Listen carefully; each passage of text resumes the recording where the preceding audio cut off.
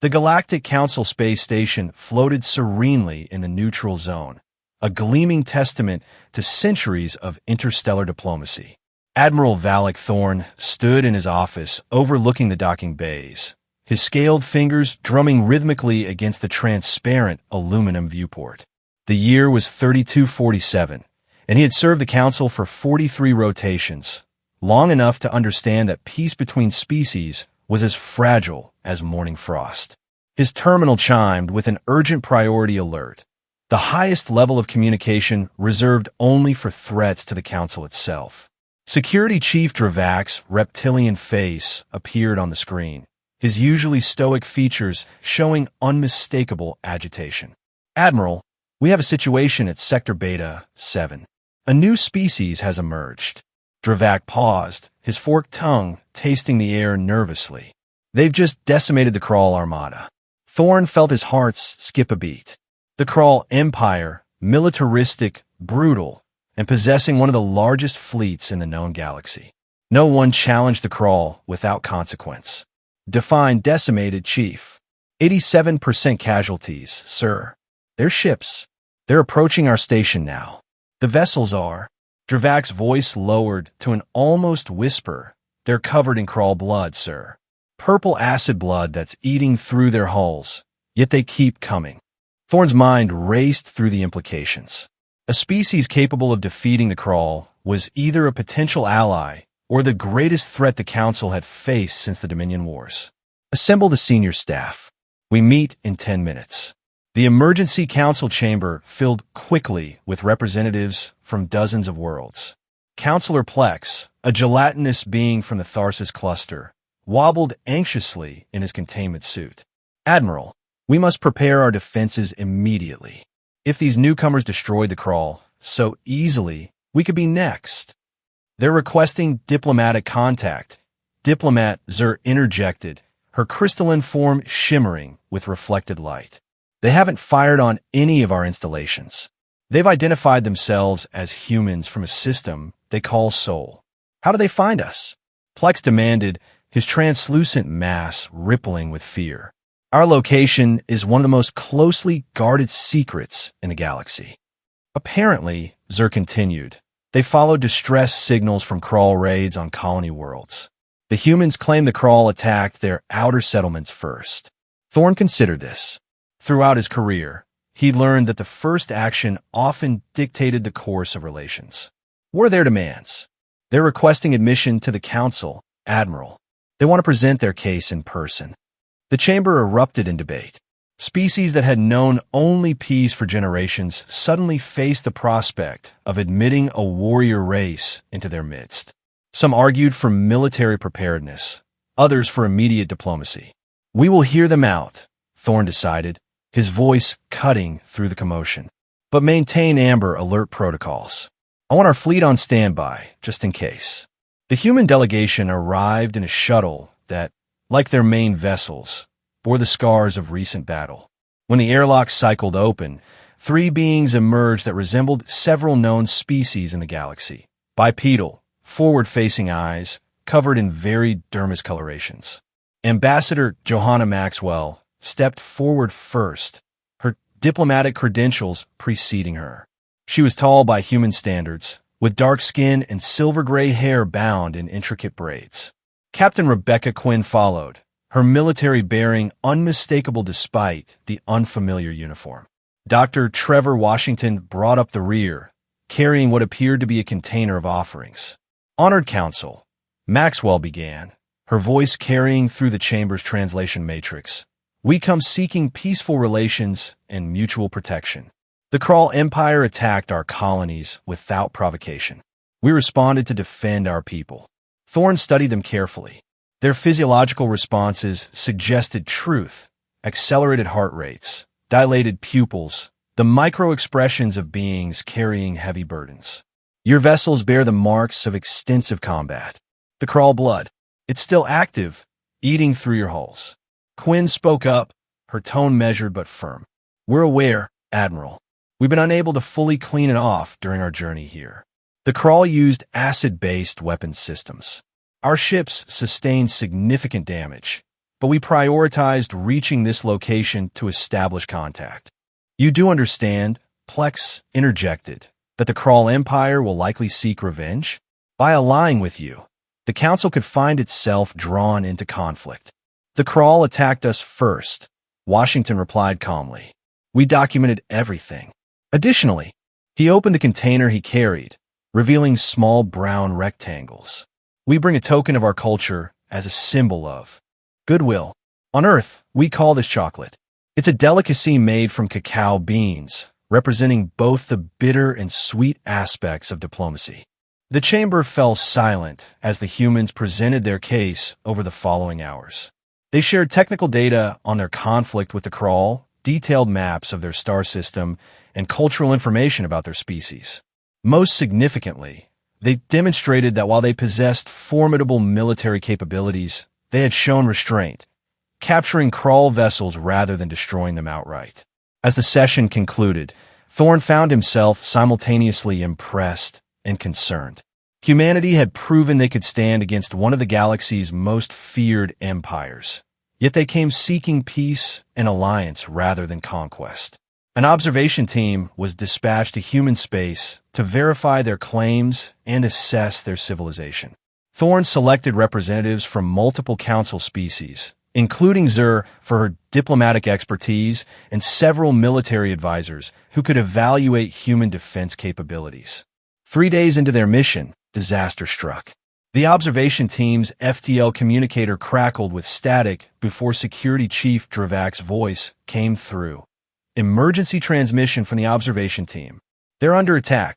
The holographic display showed the team's ship surrounded by Krull vessels, survivors from the main fleet seeking vengeance. The Krull pounded the diplomatic ship with plasma fire, its shields failing rapidly. They traced the observation team. Quinn's voice cut in as she appeared on the bridge. Permission to engage? Admiral? Thorne hesitated. If the Council lost its observation team to Krull aggression, it would be a political disaster. But allowing humans to intervene might escalate the situation into full-scale war. Before he could respond, human warships dropped out of FTL at combat velocity.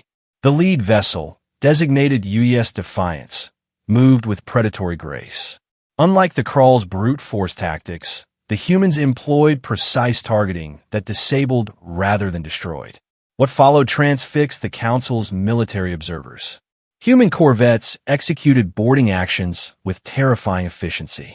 Marines in powered armor breached Krull ships, overwhelming the defenders through superior tactics and technology. They weren't content to simply destroy their enemies. They captured crew members, secured weapons systems, and confiscated intelligence data. Within 30 minutes, the Krull strike force surrendered unconditionally. The human ships moved to provide assistance to the damaged observation team, their medical personnel immediately beginning to treat wounded Council members. Back at the station, the Council chambers buzzed with urgent debate. Plex's fear had redoubled. They've decimated a Krull fleet and captured their vessels. What's to stop them from turning on us? They saved our observation team, Zur countered. They had no obligation to protect our people, yet they risked their ships and their lives to do so. Thorne observed the debate while receiving constant updates. The truth was, humanity's actions presented a puzzle. They fought with devastating effectiveness when threatened, yet showed remarkable restraint and mercy toward defeated enemies. They requested diplomatic relations rather than demanding submission. Admiral, his aide interrupted.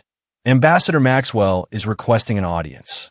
Maxwell appeared before the Council once again, this time accompanied by Quinn and a newly arrived human admiral. Members of the Council, we understand your concerns. We've taken the liberty of negotiating a ceasefire with the remaining Krull government. They've agreed to pay reparations for their unprovoked attacks. You negotiated with the Krull? Thorne asked incredulously. No one negotiated with the Krull. They either fought or fled. Conflict should end with lasting peace whenever possible, Maxwell replied. We captured several of their commanders. In exchange for their release, the Krull have agreed to withdraw from this sector and acknowledge our sovereignty. The implications were staggering. Humanity had not only defeated the Krull, but had turned a military victory into a diplomatic achievement. Thorne found himself reassessing every assumption about this species. Over the following days, as the Council deliberated, more information emerged about humanity's true capabilities. The ships that had arrived, bloodstained and battle-scarred, were from their diplomatic fleet designed for first contact scenarios. Their actual military vessels, according to Washington, were considerably more formidable. "We believe in being prepared," Washington explained privately to Thorne, "but we prefer prevention to cure. Our diplomatic ships are armed because space is dangerous, but our core mission is peaceful." The debate within the Council intensified. Plex continued to advocate for caution, warning that humanity's power could upset the delicate balance that had maintained peace for centuries. Others, inspired by humanity's protection of the observation team, argued that such allies were invaluable. Thorne found himself caught between duty and instinct. His position demanded he prioritize the Council's safety above all else. Yet everything about humanity's actions suggested they could be trusted. More importantly, that they shared the Council's fundamental values despite their martial capabilities. The vote came down to timing. As the Council prepared for final deliberations, intelligence reports confirmed that the Krull Empire had indeed accepted humanity's peace terms. Moreover, several Krull colonies had begun requesting Council mediation to establish trade relations with humanity. "The Krull respect strength," Dravak observed during a private consultation. "For the first time in centuries, they're seeking diplomacy over conquest. That alone speaks volumes about humanity's impact." When the fateful vote occurred, Thorne cast his ballot with careful consideration. His yes vote joined with 31 others against 17 nays and 4 abstentions. Humanity would be admitted to the Galactic Council as provisional members for a 5-year probationary period. As Ambassador Maxwell accepted the Council's decision with grace and gratitude, Thorne felt a mixture of relief and anticipation. Humanity had proven themselves capable of both overwhelming violence and restrained diplomacy, perhaps the most powerful combination in the cosmic arena. The ceremony concluded with Maxwell presenting formal treaty documents, prepared with impressive attention to Council protocols.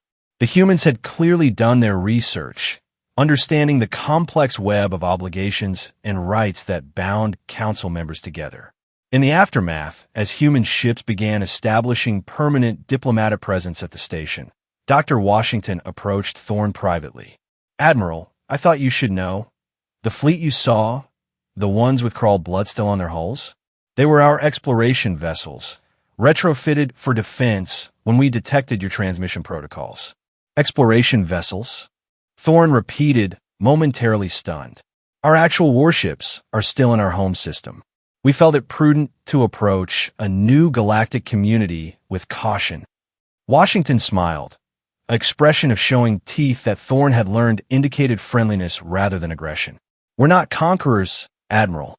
We're explorers who learn to defend ourselves." As the human delegation left to begin setting up their embassy, Thorne stood once again at his viewport. The human ships in the docking bay were being cleaned and repaired, the purple stains of Krull blood finally being removed. Beyond them, the stars beckoned with infinite possibilities. The day humanity arrived at the Galactic Council with blood-stained ships would be remembered as the turning point in Council history. Not because it marked the arrival of a new military power, but because it demonstrated that true strength lay in knowing when to fight and when to extend a hand in friendship. Thorne's reflection in the transparent aluminum showed not concern, but cautious optimism. Humanity's blood-stained entrance had not been a gesture of intimidation, but proof of their willingness to defend not just themselves, but potential allies. In a galaxy often divided by fear and mistrust, such qualities were worth careful consideration. The Council had taken a calculated risk.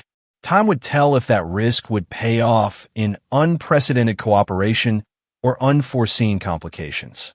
But as Thorne watched the last cleaning drones remove the final traces of battle from humanity's ships, he felt confident they had chosen correctly. The galaxy was changing, and perhaps it was time for a species that understood both the necessity of strength and the value of peace. Humanity's arrival, dramatic as it had been, marked not an end, but a beginning. The start of what could be the Council's most successful alliance, or its greatest challenge. In the depths of space, ancient as time itself, new chapters in the great book of galactic history were being written. And for the first time in millennia, those chapters began not with fear or conquest, but with blood-stained ships bearing messages of hope.